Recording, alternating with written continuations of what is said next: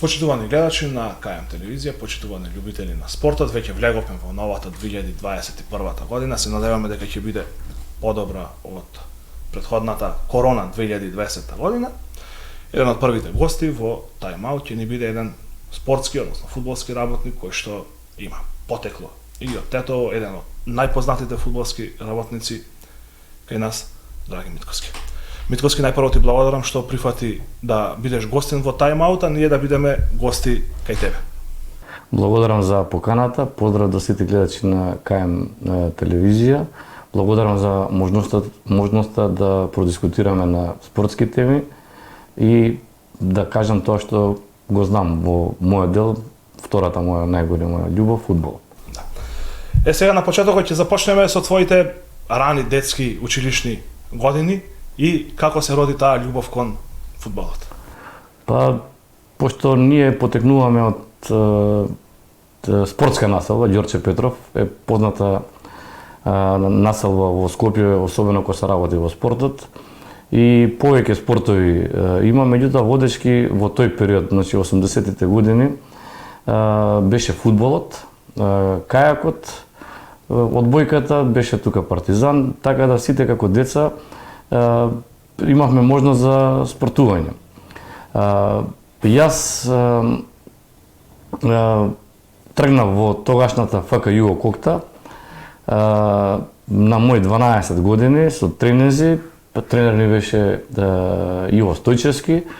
Тој е легендарен тренер во Ѓорче Петров во младите категории и многу фудбалери тука под негова диригентска палка.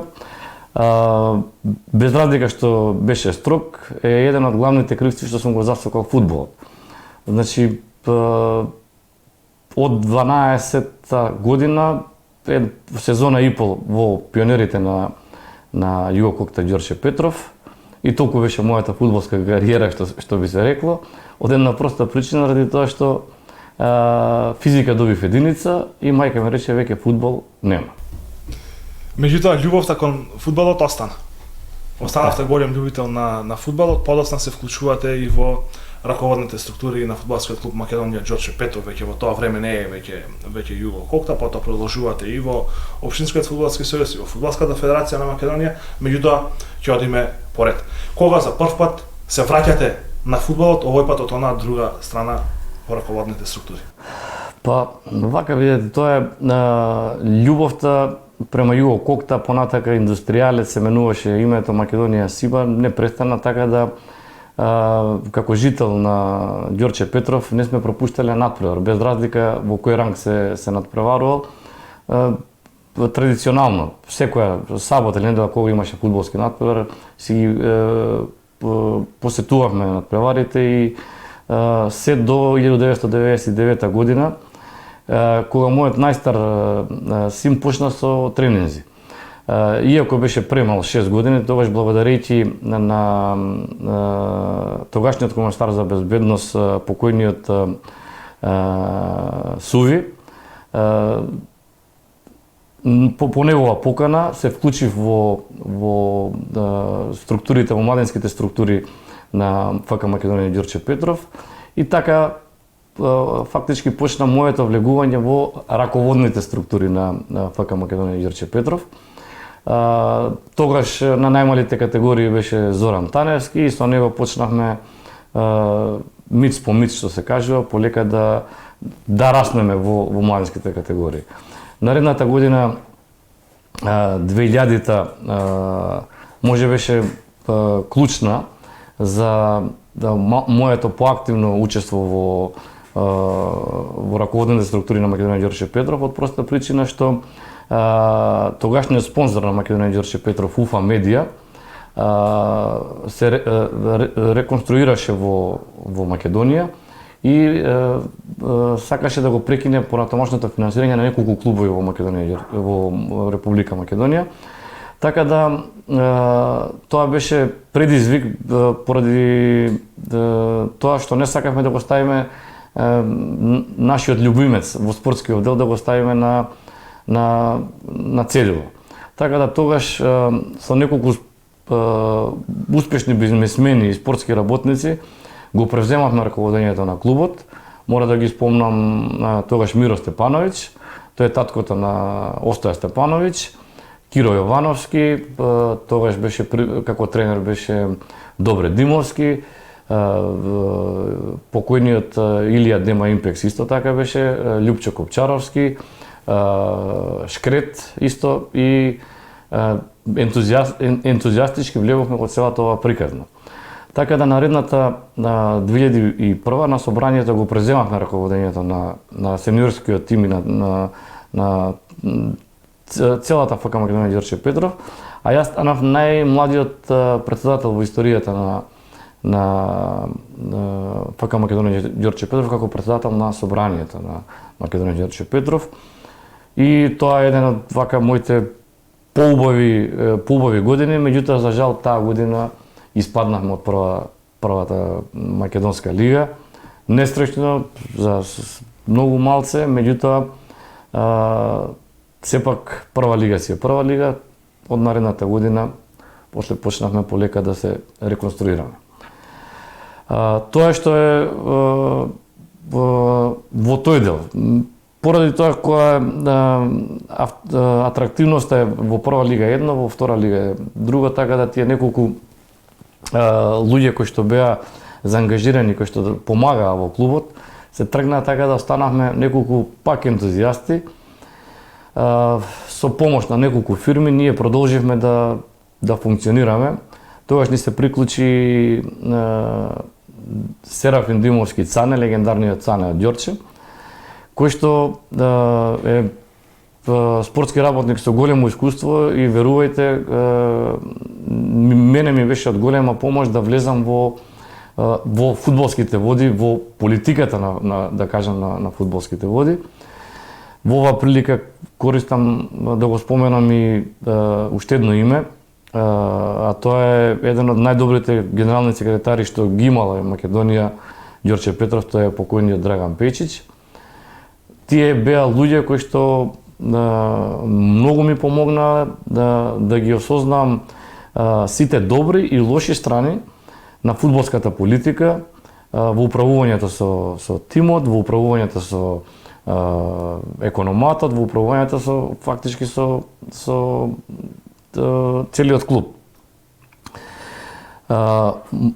Тогаш станав и претседател на младинската школа во Ѓорче Петров и од тогаш фактички таа 2002 почнува еден голем проект кој што подоцна се покажа дека е многу успешен, а тоа се свртевме 100% на домашно производство на играчи.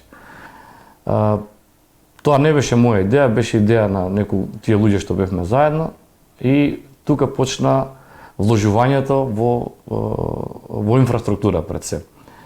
Бидејќи сите ние добро знаеме во раните 2000-ти години сите фудбалски клубови во Македонија кубуреа со инфраструктура. И прво клучно што беше, се обидовме да направиме, да ја подобриме инфраструктурата. Ние ентузијасти, влюбеници во спортот, со Љупчо Копчаровски Копчар, успеавме да добиеме една донација тогашната фудбалска федерација на Македонија. Успеавме да го заградиме теренот комплетно и успеавме да направиме помошно игралиште, како и сооблекувални за помладите категории. Така да делимично се створија услови за не беше тоа најсејно, меѓутоа беше почеток за нешто поголемо. И сето тоа траеше, значи од 2002 вложувањето во младинскиот погон беше 2003 и во 2004 дојда, без разлика што имавме од другата страна клубови кои со многу поголем буџет и кои што има условно кажано подобра структура од нас, сепак ние во 2004 година, без разлика што бевме во втора лига, а нашиот младински тим беше во втора лига, се натпреваруваше втора младинска лига.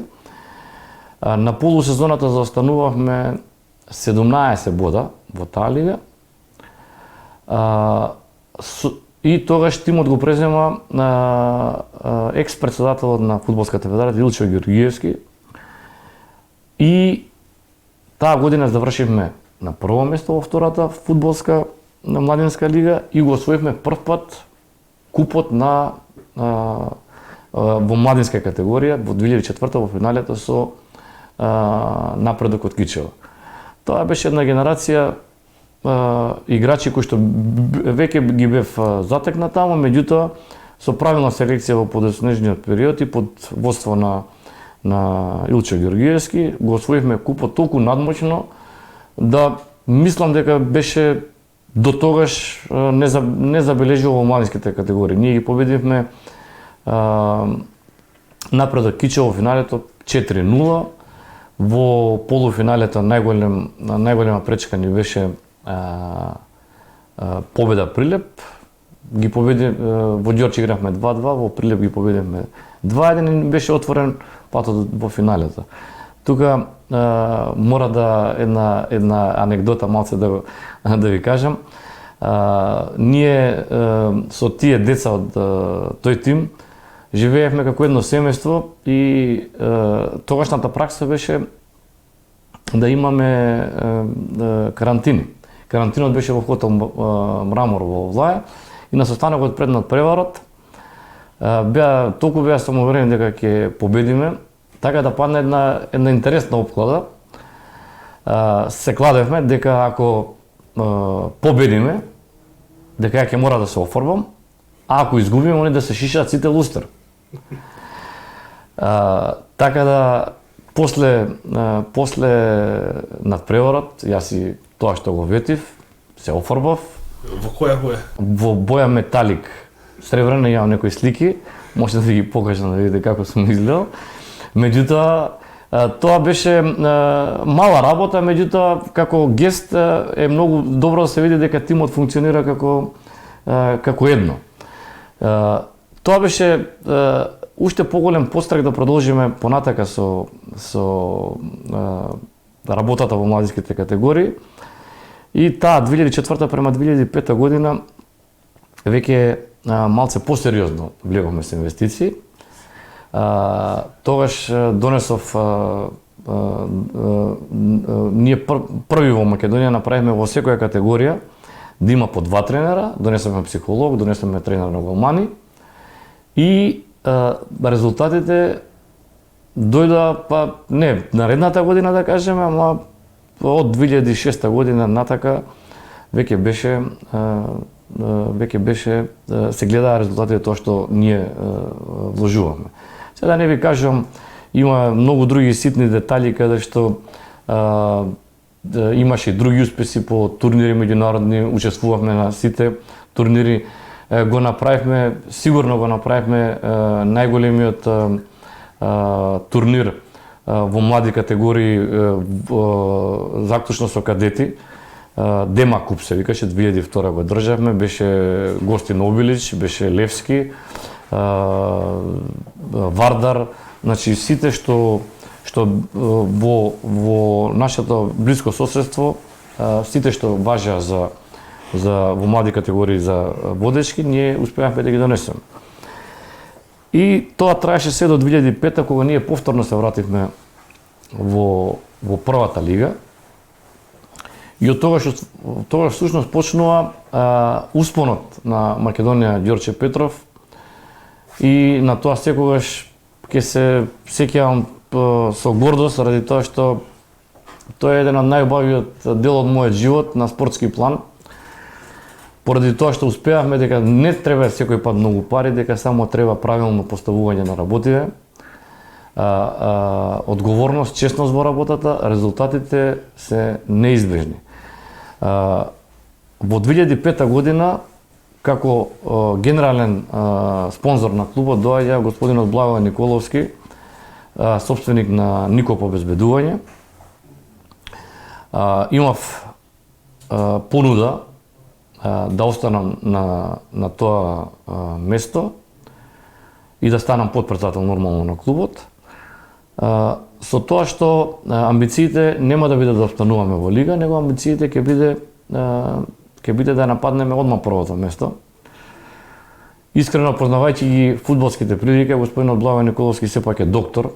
Малце со неверување гледавме на таа работа, меѓутоа со оглед на неговите амбиции и успешноста во бизнисот што го имаше, ја прифатив понудата, си пруживме рака и од тогаш почна нашата соработка, која што сите ние добро знаеме во наредните 4 години што се случуваше во МАК фудбалот, кога го прашање Македонија Ѓорче Петров. И тука мора да кажам една анегдота. Тогашен тренер ни беше господинот Ане Андовски, исто легендарен играч на Македонија Ѓорче Петров, тренер во младинските категории. И господин Благој Николовски му вика: ќе дојдете на состанок кај мене во канцеларија и ќе напишеш на лист програма што треба да освоиме прво место. И Јане ми вика: драги, ова е сериозно? Викам: посериозно не може да биде. Значи вика немогуча мисија. Викам: види, чим човекот бара, дај да видиме што да направиме. И Јане го имаше напишано на едно ливче, одиме на состанок и Благо му вика: дај да видиме сега што играчите требаат, и он ги напишал вака на ливче. Абе, како сакате, вика, со ливче ние да освојуваме прво место? Ви кажав, одиме на прво место. И тоа беше денот кога го започнаме нападот на прво место. Памтам датуми, ова беше 17 јули 2005 година. Од тогаш почна нападот на првото место. Направивме уште некоја дополнителна реконструкција во младинските категории и понатака веќе беше видено. Ако сакате некои детали во тој дел, можем да ви споменам.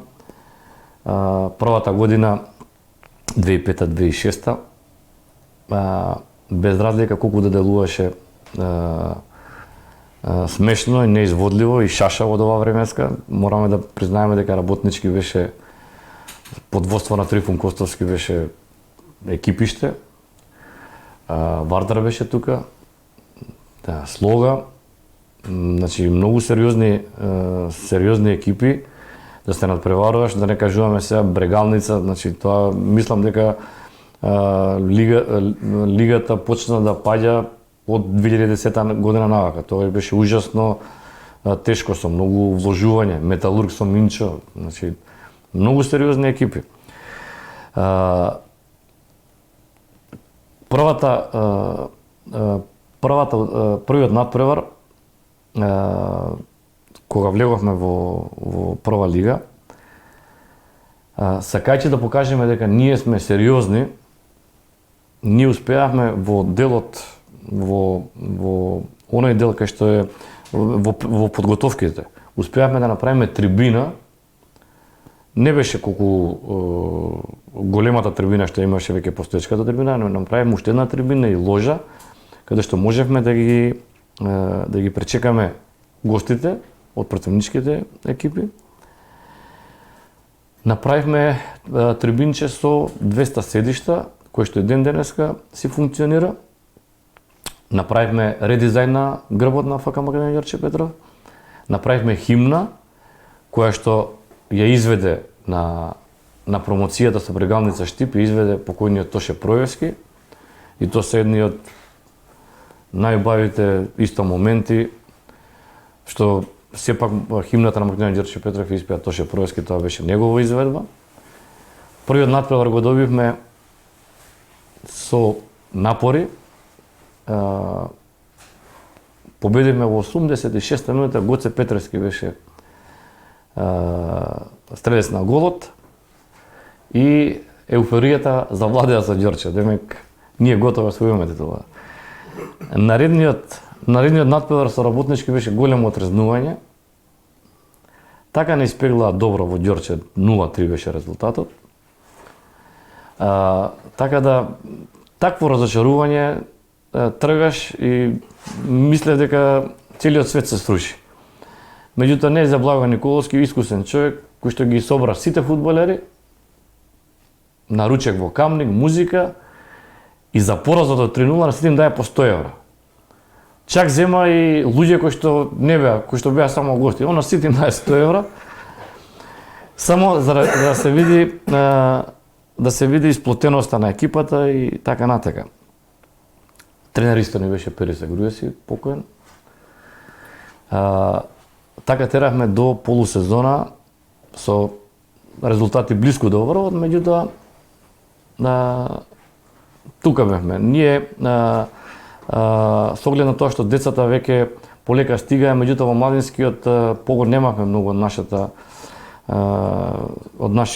наши деца. Ние имавме 6 играчи земени од соседна Србија, поточно од ФК Обилич, од таа шампионска екипа, и тие беа носители всушност на нашата игра. Тоа траеше до полусезона.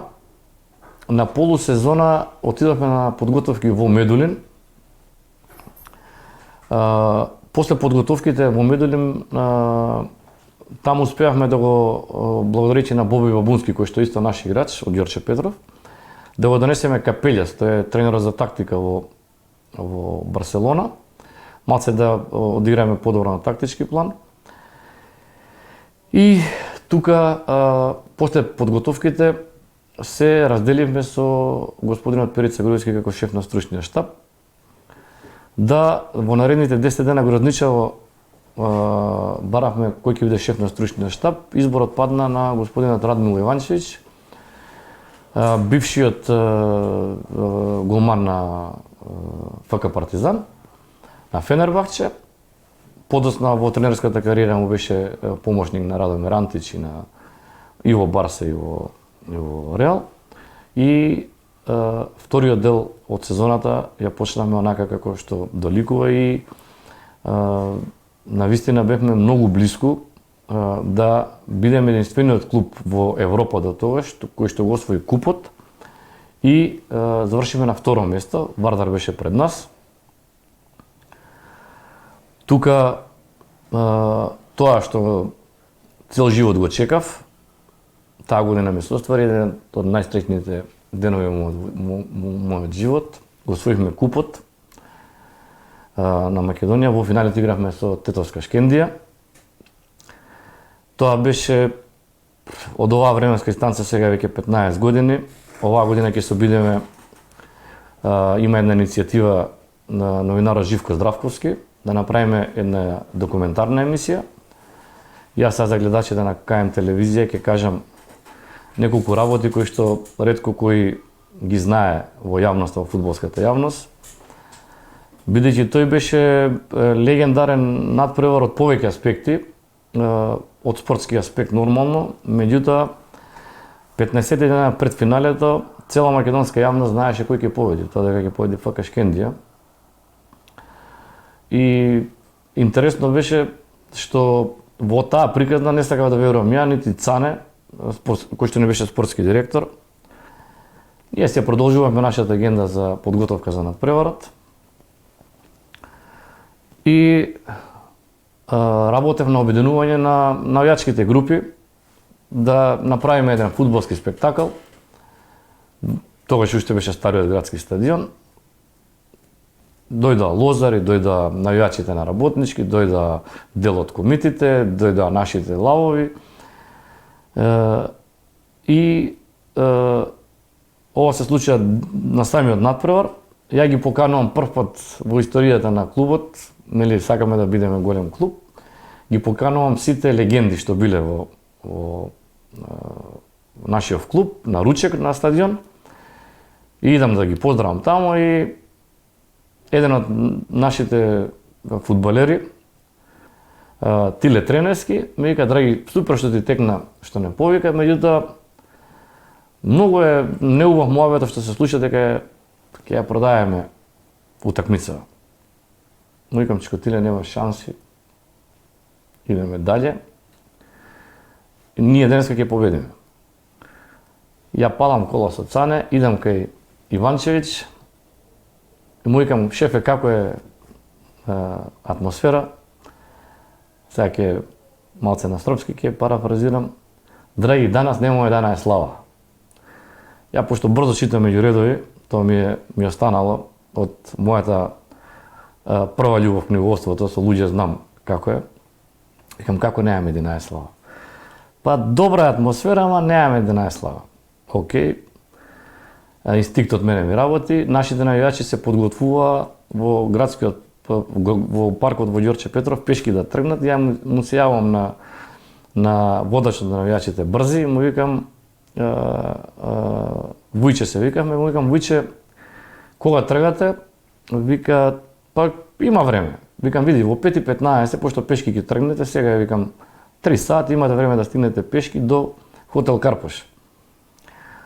Што ти идеја? Викам, кога ќе стигнете пред хотел Карпош, викам, тука малце притисок, у 5:15 излагаме. Ме интересира како ќе реагираат фудбалерите. Точно во 5:15 пред хотел Карпош дојда, околу 1500 до 2000 навијачи, тука малце ја видов психологијата на фудбалери. Се види кој е лав, кој не е лав. Така е, баш така, во буквална смисла, како што кажувате. Тоа што го видов си го задржав за себе нормално и тргаме полека со фудбалерите со автобус, тргаме према стадион. Стигаме на стадион, моето место таму во ложа беше, да се симнам доле кај фудбалерите да видам и голманот Горан Симов кој што бранеше за Обилич, а бранеше и за нас на тој надпревар. Една порака доби кој што ме прочита на сите фудбалери, кој што мислам дека беше значајна, кој што сега не е, мислам за во емисијата, мислам значајна кај за подигнување на борбениот дух на фудбалерите. И тоа беше клучно. Значи се беше спремно за победа на Шкендија. Дури имаме информации дека се спремни и се печат волови на Шапка, ама ние го живеевме нашиот сон и бевме упорни. Тоа што мене како спортски работник што малце ме изреволтира на тој надпревар е коментаторите на македонската телевизија, ке се препознаат во оваа приказна, двајца беа, што заместо да го коментираат надпреварот, па добар дел од коментирањето го насочија на наместената утакмица. Значи ние сепак додека не спредне судијата, тоа е тоа. И буквално така беше. Со судиската свирка беше. Со судиската свирка. Филип Ивановски во 93-та така, а Иван Атанасовски до мене седеше, тогаш во член на управен одбор на ФФМ. Чак и он знаеше дека Шкендија ќе победи. Меѓутоа клучно беше кога жител, односно граѓанинот на Тетово, Исмаили, нашата најскапа инквизиција, беше сменет и влезе Јово Ранитовиќ. Значи 2-1 губевме, Белчев 76-та 2-2 и во 93-та минута Филип Ивановски ја запечати судбината. И ден денеска ми е криво што не успеавме да прославиме во мој елемент што се каже, што би се рекло, ама тој датум секогаш ќе опаметам, затоа што не може. Финалињата на Куп обично се игра на 24 мај, не знам дали беше исто и со Шкендија 24 мај 2006 година. Шкендија одби да ги прими медалите на тој надпревар. Да. Зошто? Ден денеска не ми е јасно. Директорот Скендер Јонузи беше. Јас се симнав доле. Ми кажа неколку работи кои што се непримерни како спортски работници, дека јас сум виновен за тоа. Не беа... Си ја расипал работата. Да, и ми ја расипал журката. Не беше, зашто не ги примија фудбалски аспект, беа надиграни во секој момент, они беа физички умрени. Пошто јас имам пријатели од другата страна во Шкендија, сепак сме ние другари, пријатели. Последните 15 минути не може да дојдат, таму играше Артин Положани. Он после сударот со Јово Ранитовиќ, он не можеше да оди. Васко Стефанов исто играше, не може да дојдат. Ние ги победивме фудбалски. Меѓутоа, од која причина мислеа дека треба да го освојат купот? Дали после се имаше приказни дека ради тоа што го победиле Вардар, Ние се боревме за прво место. Го победиле Вардар, ради тоа што го победиле Вардар дека ние треба да им пуштиме. Тоа не знам, меѓутоа јас знам дека мојата работа како потпредседател на клубот и како пратеник во собранијата на Фудбалската федерација, јас ја завршив најспортски и ви кажам дека тоа е мојот најголем спортски успех. И тоа што се случуваше во подоснежните години и кога ја станаме шампиони во Македонија, таква доминација во македонскиот фудбал нема да се деси. Разговараме од фудбалски аспект, ради тоа што имаше многу повеќе поквалитетни тимови. Имаше сериозни спонзори, значи ви кажав Минчо Јорданов, Трифун Костовски, тоа се луѓе кои што вложуваа на вистина многу. Ние благодарејќи на ентузијазмот и благодарејќи на нашето несебешно залагање, ние сме живееле како една фамилија и резултатот на тоа е успехот. Титулата исто освоивме надмочно. Значи, без никаква дамка, без помош со фудбалски суди, напротив бевме оштетени во многу надпревари. Одигравме, направивме правилна селекција, децата почнаа да доаѓаат. Сега тоа што одбрахме од другите клубови исто идеално се вклопија. Нашите засилувања, да речеме, ние го земавме Вашингтон на подготовки на Златибор, го плативме 35.000 евра, да за 6 месеци го продаваме 250.000 на Партизан. Значи водевме една правилна политика која што донесе резултати. А круна на целото вложување од 2002 беше шампионската титула во сезоната 2008 во 2009 година. Ние толку сериозно влегавме во таа работа. Јас сега исто ќе му се благодарам на господинот Иванчевиќ, кој што кога седевме на состанок со господинот Благоје Николовски, вие сакате да ни каже, сакате да трошите пари или да правите бизнис? А ние сме бизнисмени. Ако сакате да правите бизнис, треба да направите вештачка трева. Ние во Македонија први направивме вештачка трева, меѓутоа не со пари од Фудбалска федерација. Ние сме единствените кои што направиме со сопствени средства. Значително подобривме инфраструктурата, си направивме сала за станоци, направивме уште совлекувални, направивме теретана, така да ние имавме стварно сериозни планови за воиднина. Тоа што можеби до оваа временска дистанца погрешивме, ја и господинот Благоје Николовски, е тоа што решивме да правиме промени во Фудбалската федерација. Јас одговорно ви тврдам, и ден денеска суеверено ќе владеевме со македонскиот фудбал ако не влеговме во таква авантура.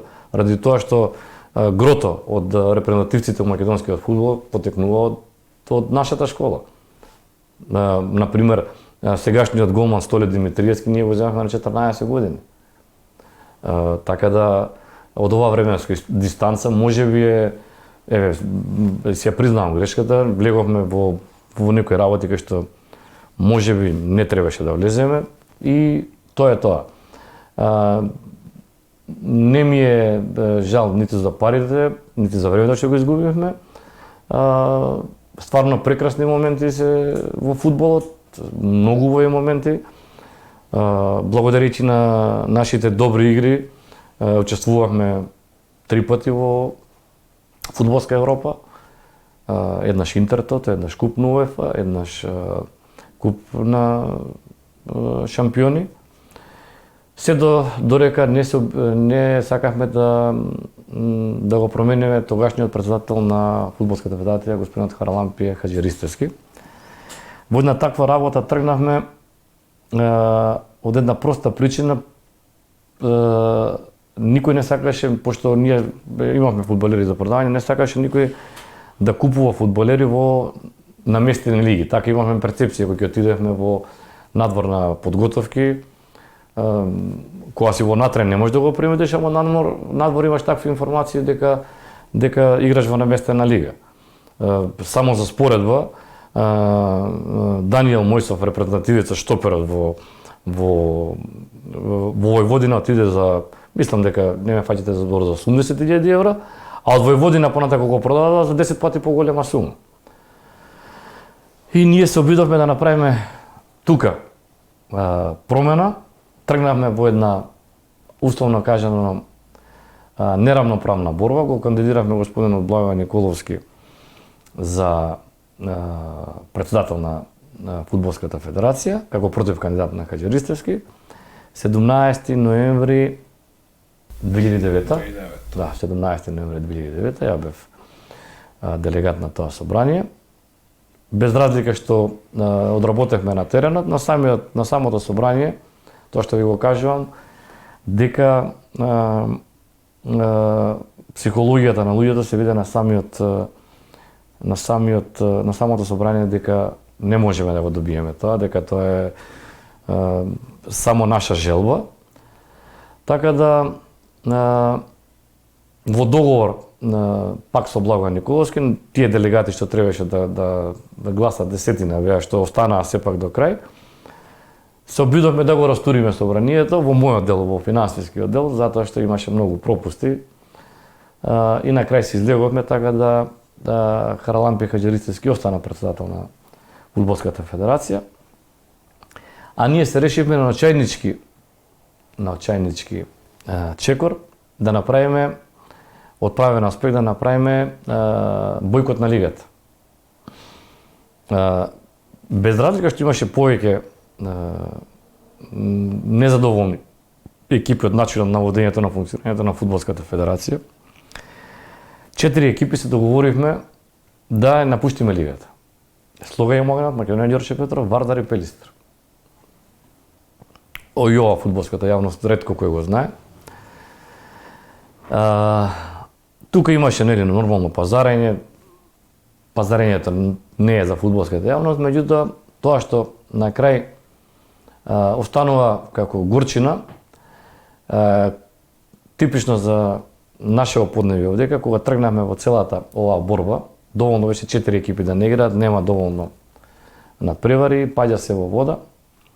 Во последен момент Пелистар и Вардар се предумислуваат, остануваат Шкембија и Македонија Ѓорче Петров. Слога и во Магнат и Македонија Ѓорче Петров. Господинот Рафет Муминовиќ остана доследен на својот збор, останавме до крај. Што се случи, знаете, понатака, ние бевме суспендирани и изфрлени во 4-та лига. Тоа е преседан во историјата на фудбалот, затоа што не постои во светот негде каде што фудбалскиот шампион е пребацен во 4-та лига. Има еден куриозитет, ние кога заминавме во 4-та лига, тогаш се продаде Столе Димитриевски, мислам дека околу 400.000 евра беше трансферот. Ние бевме 4-то лигаш со најголем буџет во историјата на Македонија. Тоа е можеби мојата, како да кажам, единствената работа која што ме прави несреќен од оваа временска дистанца. Можеби погрешивме, не можеби, него сигурно погрешивме, што се констатира во понатака. Меѓутоа, со оглед на тоа дека јас потекнувам од фудбалската населба Ѓорче Петров и јас сум локал патриот, не ми дозволуваше совеста да клубот остане така како што е. Клубот, после тоа, јас и Благој Николовски напуштивме. Го презема господинот Љупче Копчаровски Копчар и тој е еден од најзаслужните реално што и понатака екзистира клубот. Целиот товар за враќањето во прва лига, пошто се земавме обврска дека ќе се врати, сепак падна на него, без разлика што ние финансиски помогнавме. Јас, тоа од мојот дел што ми припаѓаше како вложувач, се откажав. Се што имавме вложено и ја и Благој се откажавме во корист на Македонија Ѓорче Петров. И сепак гор сум што си останав доследен на зборот и успеавме да го вратиме клубот во прва лига.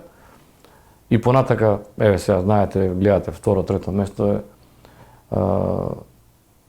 добро е што е клубот тука, меѓутоа тие непријатни работи што се случува околу нашето истворање во четврта лига и ден денеска ме прогонуваат како нешто лошо што не сум требало да го направам.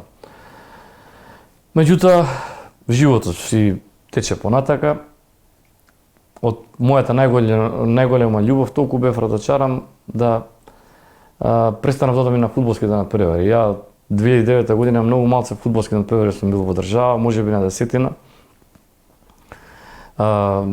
Чат пат ќе отидам и понатака колку можам, секој пат сум во функција на клубот, помагам.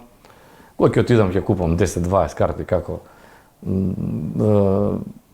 сакам ја сакам Македонија Ѓорче Петров и тоа ми е голема љубов и секојаш така ќе остане. И сето тоа траеше таквата, да кажеме, апатија према фудбалот до 2012. Само да напоменам во овој дел дека во меѓувреме станав и председател на Општинскиот фудбалски сојуз Скопје. Така да бев активно вклучен во креирањето на политиките во подоснежниот период во Фудбалската федерација на Македонија. Во 2012 година почнуваат подготовки за промена на Харалампија Хаџирицевски во делот со кандидатурата на Илчо Ѓорѓиевски. Со Илчо Ѓорѓиевски сме од исто мало, од иста улица. Се договоривме и се нафативме да направиме нешто подобро. Тоа што го направивме со Македонија Ѓорче Петров, едноставно да го пресликаме во Фудбалската федерација на Македонија и достане беле, како што и сега во ФК Македонија Ѓорче Петров. Никогаш до сега, дај Боже да има пак резултати, никогаш клубот не бил како што беше во наше време, во моето на Благој Николовски, не беше организиран, ценет надвор. Да не ви кажам, игравме надпревари со Звезда, со Партизан, со Динамо Загреб, со Спартак Налчик, со како се вика норвежани, не Розенбург. Валеренга мислам дека беше. Да, Валеренга. Во Анталија, благодарејќи на фудбалот стегнавме нови пријатели. Почитувани сегде сме биле, сме оставале добро, сегде кај што сме оделе. Воведовме во македонскиот фудбал еден нов начин на прием на гостите. Ние секој пат гостите ги пречекувавме во ложа, со срдечен прием, со кафе, со сок, се како што треба. А само заборев да напоменам дека после финалето, со Шкендија Тето кога игравме, бев на тој надпревар, имавме едно непријатно искуство, излегувавме после завршетокот на надпреварот, 1-1 заврши надпреварот, па излегувавме после добри 3,5 сата ради определени проблеми што ги имаме за излегување. Дали беа раните од финалето на купот или небитно. Мислам, и ден денеска сме пријатели со ФК Шкендија, тоа е минато, треба се тоа што било да гледаме напред. И тоа е тоа. Така да се навратиме во делот кога влеговме во Фудбалската федерација. Собранието беше над 30 јули 2012 во Охрид. Илчо Ѓорѓиевски беше избран за председател на Фудбалската федерација. Јас бев председател на финансиската комисија при ФФМ. Делот кај што бев задолжен беше консолидација на финансиското работење на федерацијата, подобрување на внатрешните човечки ресурси, подобра организација и секако обезбедување нови проекти кои што требаше да направат Македонија, Република Македонија место каде што ќе биде место каде што ќе тргне фудбалот конечно малце напред, зашто тогаш, ако се сеќавате, го допревме дното на FIFA листата. Јас таму бев до 15 март 2014 година. Тоа што можеби фудбалската јавност и спортската јавност ке интересира во Македонија,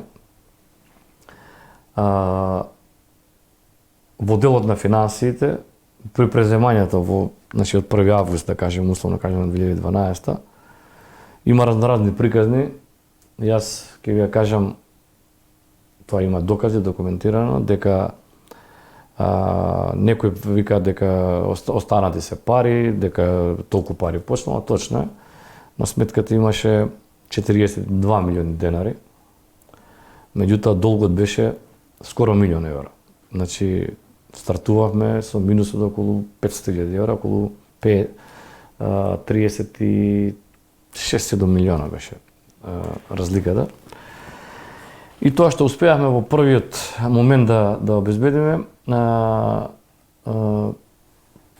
прв пат за после толку години функционирање да обезбедиме некои сериозни спонзори кои што стварно дадоа поголема сума пари и кои што значително придонесоа за подобрување на финансиската слика, да речеме Стопанска банка, мораме да спомнам господин Игор Бишев, помогна тогаш, Евроактива, Croatia Airlines, значи сите тие влегоа во помош на фудбалската федерација, помош. Не помош, меѓутоа друго е кога националната фудбалска екипа има сериозни спонзори, како сите што се во соседството, сите се рекламираат. Горд спонзор на фудбалската репрезентација. Мене многу ми е жал што не успеавме ние да направиме некој, ајде да кажеме, пул од фирми кои што ќе се гордеат, што ќе бидат спонзори во тоа, не само да чекаме пари од УЕФА и од ФИФА и дека е тоа. Јас во почетокот на мандатот на господин Лучо Ѓорѓиевски, со оглед на тоа дека доаѓам како бизнисмен, не како спортски работеник, заложбите беше да ја реконструираме и начинот и работата на фудбалската федерација. Значи, ние имаме нефункционални општински фудбалски сојузи, имаме нефункционално собрание. Значи, нашето собрание има 120 луѓе. Ден денеска не ми е јасно зашто толку мораме толку многу луѓе. Потоа имаме фудбалски сојузи, па во самите рамки на фудбалските сојузи има поделеност на два табора. Такви примери имаше и во ОФС-тето. ОФС-тето се уште е суспендирано. Да, суспендирано ОФС-тето. Значи, не успеавме да ги надминеме личните суети и отприлика ја го имам детектирано, ја знам диагнозата. Во сегашниот состав, или од како сме самостојни, секој пат имало ликови кои што само земале од фудбалската федерација. Значи, мене ден денеска не ми е јасно како може нашиот управен одбор за работата да зима надоместок. Значи, секаде во светот е членството во управен одбор во таква национална федерација е престиж и треба да допринесе да биде тоа.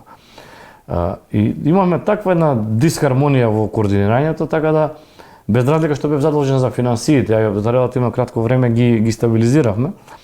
Меѓутоа, ужасно ме сметаше таа поделеност, таа некоординираност помеѓу општинскиот фудбалски сојуз.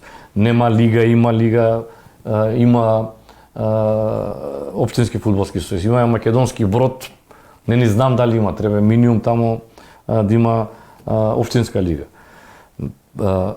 И покрај моите заложби во тој дел, сепак како да се плашиме да направиме драстични промени. А сето тоа доведува до нефункционалност од проста причина што ако ја погледнеме сегашната поставеност, ништо не е променето од пред 25 години. А ако мислиме дека е добро, се лажеме, не е добро. Ова што ние сега што успеавме да се пласираме на Европско првенство, на вистина е голем успех и ја користам оваа прилика да честитам на сите во фудбалската федерација, на селекторот, на играчите што се пласираа. Меѓутоа мораме да признаеме дека е тоа само моментална работа каде што благодарејќи на новиот формат на УЕФА успеавме. Значи ние ако сакаме нешто да направиме во тој дел, мораме да сериозно да направиме реформи и во организационата поставеност, правиме општинските фудбалски сојузи, изборот на членови на собрание, па дури треба да се направи измени и во по мене основата за добри резултати се третите лиги. А кај нас се третите лиги мегдан за да не кажам за глупости и да докажеме кој може да направи поголема глупост на теренот. Да не ви кажувам од тепање суди, од да немање услови за надпреварување и така натака. И мене ми исклучително жал што не успеавме во тој дел да направиме значителни промени ради тоа што сега сите ќе видиме бенефит. Инаку јас морам да ви кажам сега уште низ примери, значи има анекдоти милион, ама на едно собранието, не знам кое собрание беше, во Александар Палас пред секој собрание добива материјали. Значи како секој член, одговорен член на собрание, треба да го прочиташ материјалот, пошто има и финансиски извештаи и така натака. За една точка каде што вика дека Фудбалската федерација може да изрече забрана за посета за посета на стадион, да гласаме ние на собрание. Значи секој малце кој што разбира право, Фудбалска федерација не може тоа да го како забрана, само извршен орган, значи или полиција или суд. Доаѓа гласање, сите гласаат за. Има некој против, ја гласам против. И завршува собранието, доаѓаат сите околу мене. Драги, се скара со Илчове? Не бе, не се скара, викам, а вие прочитавте? Значи, сакам да кажам до таму да не влозите, значи не се чита тоа што гласаме. Интересна работа е што ние само треба да гласаме, не бе луѓе. Дајте да направиме нешто втора работа. Можам да се пофалам дека прв пат направена е пресконференција во Фудбалската федерација за презентација на завршната сметка. Значи правиме од 2012 према 2013. Без разлика што некои загрижени вработени ми кажува леле сега што ќе ни направат новинарите. Не, напротив. Кога имате спремни луѓе што ќе образложат секоја ставка, нема плашење. Фино лепо дојдоа сите новинари, сите прашаат што ги интересира, си седнаме, така се оди напред. Значи без новинарство нема спорт и без спорт нема новинарство. Ние успеавме и тука да се поделиме, така да имаме на пожелни и непожелни новинари, и тоа е исто еден од моите лични неуспеси, без разлика што не беше во мој дел, меѓутоа таа пракса во иднина треба да прекине и конечно да почнеме да размислуваме спортски и фудбалски. Без разлика што сепак има стварно многу политика и во фудбалот, меѓутоа сепак треба да провејува спортската нит. Тоа што сакам исто да го надополнам,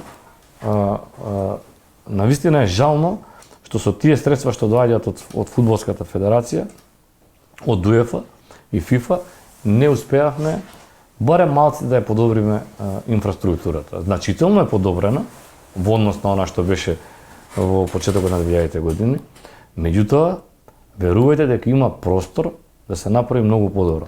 Знам како функционира вонатре, меѓутоа треба конечно да се прекине со тоа политиканство, полтронство и да дојдат прави луѓе на прави места. Не можат сите да бидат да работат работата 100%, меѓутоа кога сме тим, секој пат секој проект ќе биде завршен онака како што треба.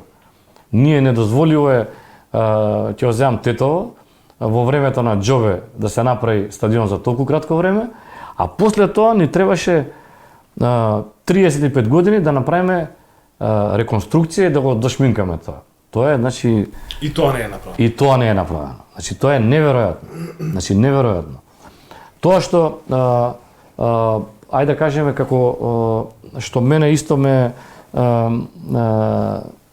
загрижува. Значи, неодлучноста некој пат да се направат радикални мерки. Значи, мене ми беше идејата да направиме по угледот на комшиите, да направиме преноси на надпреварите преку Арена Спорт. Меѓутоа Арена Спорт има критериум да има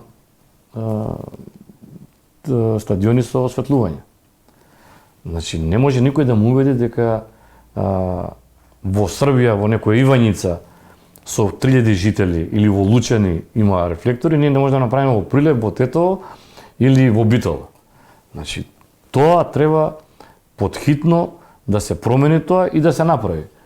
Ке се надпреварувате до таа година. Од таа година, ако не обезбедите рефлектори, нема надпреварување. Затоа што секој што доаѓа на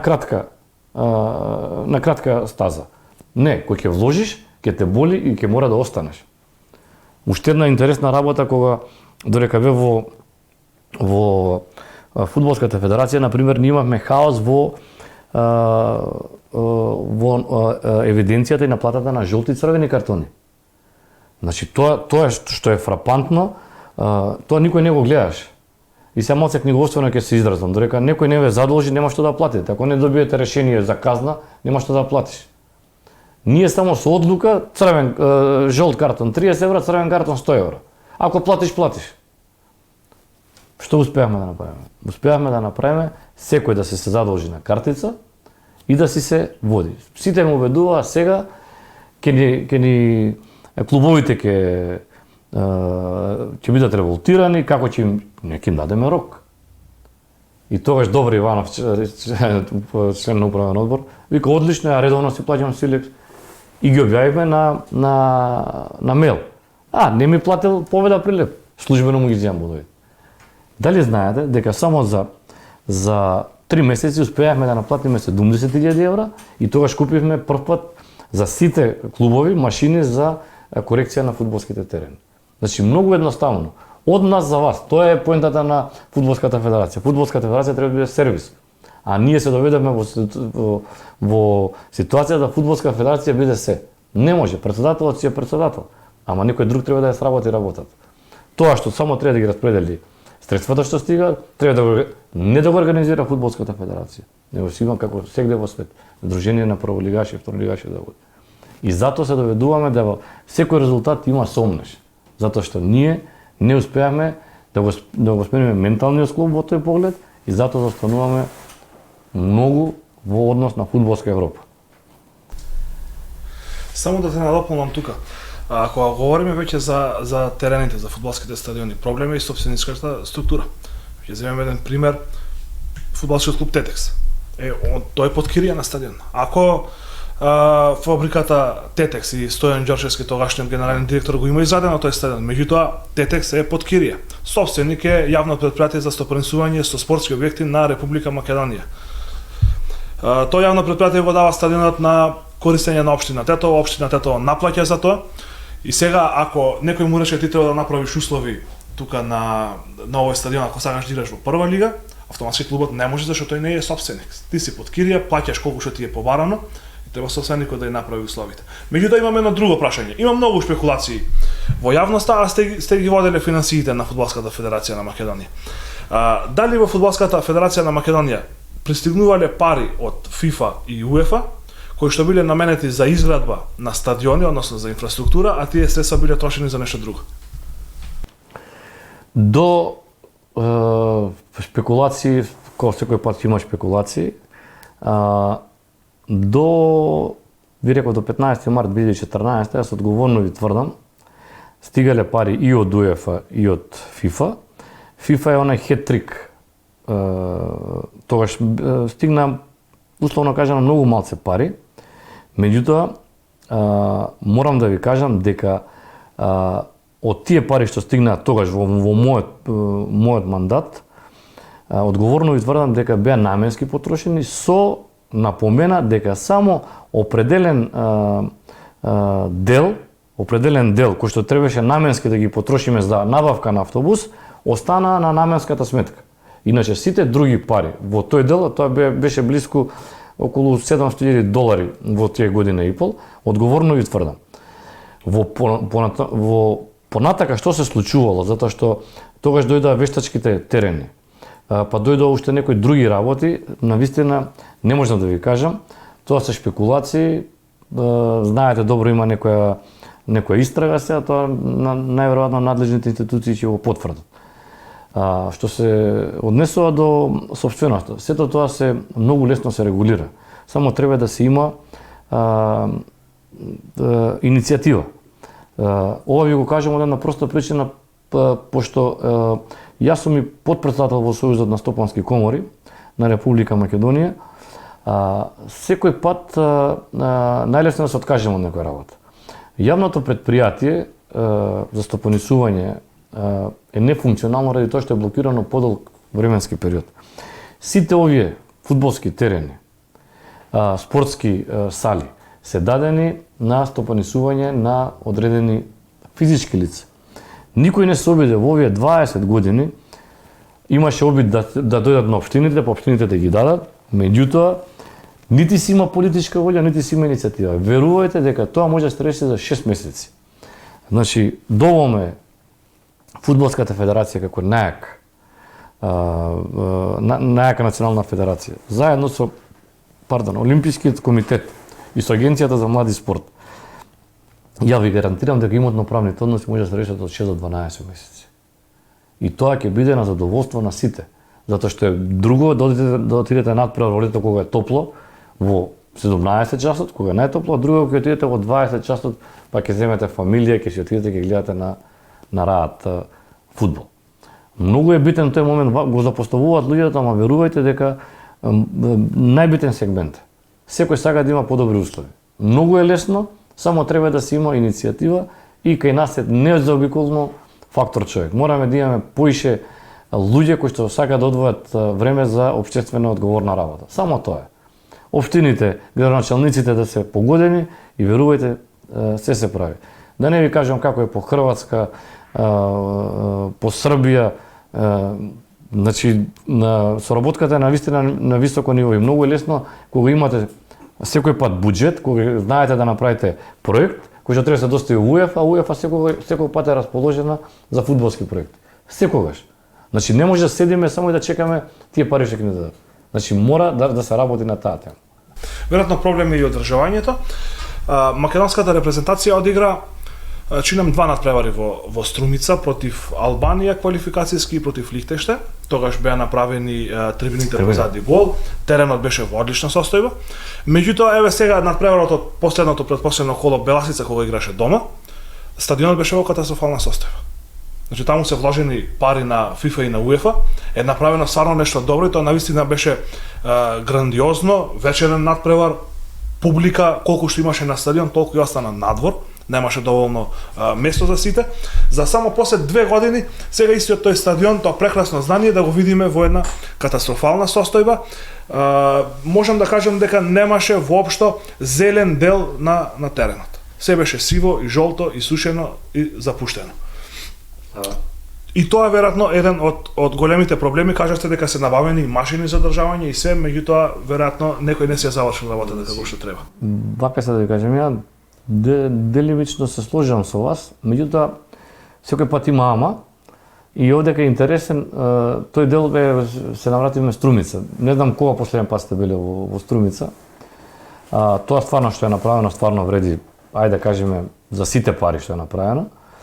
Тоа што мене ме импресионираше, неколку пати бев на стадионот, во потребинскиот простор е направено уште дополнително ангажирање од концесионерот. Таму е Славчо Васков, Пинда. Значи, верувајте, такви услови имаат доле, тоа е стварно чудо. Батеване Таковски почна работата и навистина тој стадион е на многу високо ниво и само малце му треба, дури мислам дека Пинда има нов проект кој што ќе го дооформи целиот тој проект. Што се случува во делот ова што вие го гледате како на теренот, значи тоа е најмал проблем. Кога е другото се средено кај што бара стварно многу инвестиција, тоа е поголем проблем, треба поише пари. Овдека е пак фактор човек. Во Фудбалската федерација има екипа каде што бившиот генерален секретар ЗИС е задолжен за одржувањето на терените. Значи овдека тоа што го видовме стварно е делува вака неубаво на телевизија, меѓутоа мислам дека тоа може многу брзо да се реновира, да се дотера како што треба да биде. Само треба организација. Ништо повеќе. Организацијата и тоа што Беласица го има проблем, помошен терен. Они и тренинзите ги одржуваат на тука, на главниот терен.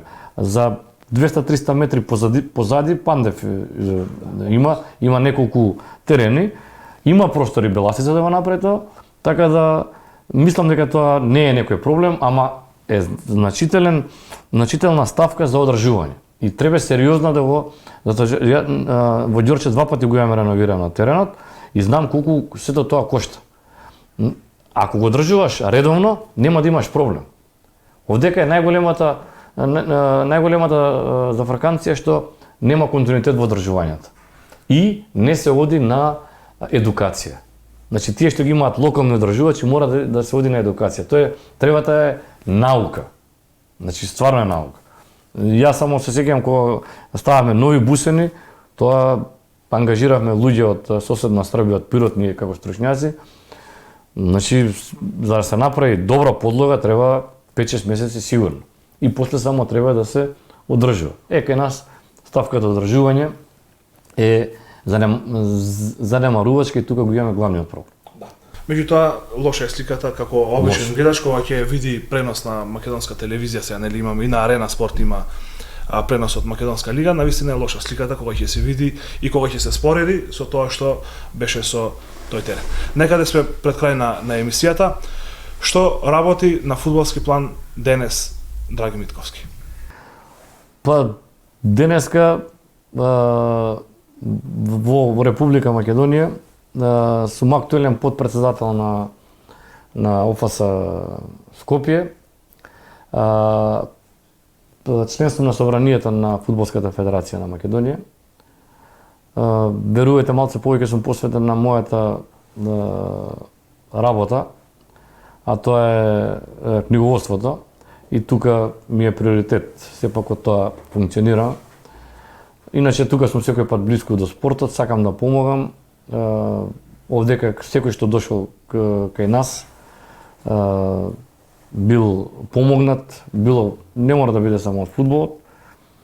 Со синовите имаме отворено спортска опрема, тука им помогам исто, ASICS се застапници за Under Armour. Така да секој пат сум на располагање особено за фудбалот. Во контакти сум и со сегашно раководство на Фудбалската федерација, имаме добри односи, секој пат на располагање кога пробоно да се помогне, да биде нешто подобро за ова. Си сакаме Македонија Ѓорче Петров, сега ради пандемијата не можеме да присуствуваме, ама се надеваме дека ќе заврши и ова чудо, па ќе можеме да разговараме о некои подобри услови и да присуствуваме на некој надпревар. Тоа е тоа. Во јуни Европско првенство во 2 надпревари, во Букуреш и еден во Амстердам. Ќе оди Драги Митковски да гледа? Да. Јас без разлика на се, јас ми останува најголема љубов фудбалот. Јас и 2017 во Полска си отидов во сопствена режија, си запалив колата, си отидовме да гледаме сите надпревари, така ќе биде и овој пат. Значи, секој пат за Македонија и се надеваме дека ќе направиме добри резултати. Сигурно одиме, сигурно. Митковски, имам уште многу прашања, меѓутоа веќе 70 минути разговараме. Да, ги пробивме сите термини, значи, за емисијата. Сакам да ти заблагодарам за твоето гостување, ќе имаме уште многу прилики да разговараме. Мислам дека остана уште многу теми неотворени, имам и ја уште најмалку 10 прашања кои што сакам да ти ги поставам, меѓутоа ќе оставиме друга прилика. За крај на емисијата сакам да ти се заблагодарам. Еден мал подарок од нашите поддржувачи најдобрата спортска опрема во Македонија, ASICS. Значи најдобра и за рекреативци и за професионални спортисти. Нашите гледачи тоа го знаат. Уште наш ви благодарам, ќе имаме и други прилики да разговараме. Јас сум ви на располагање, благодарност до КМ телевизија што ме возможи да кажам дел од моето спортско ангажирање особено во фудбалот. Павле, тука сме за КМ телевизија секој пат, за сите работи што остана неодговорено во некоја друга прилика. Благодарам уште еднаш. Ти благодарам. Да. Тоа беше тајм-аут со Драги Митковски, познат спортски работник. Од прва рака слушнавте за многу случувања во фудбалска Македонија, во Фудбалската федерација на Македонија. Ви благодарам што не гледавте, се гледаме повторно следниот петок. Довидување.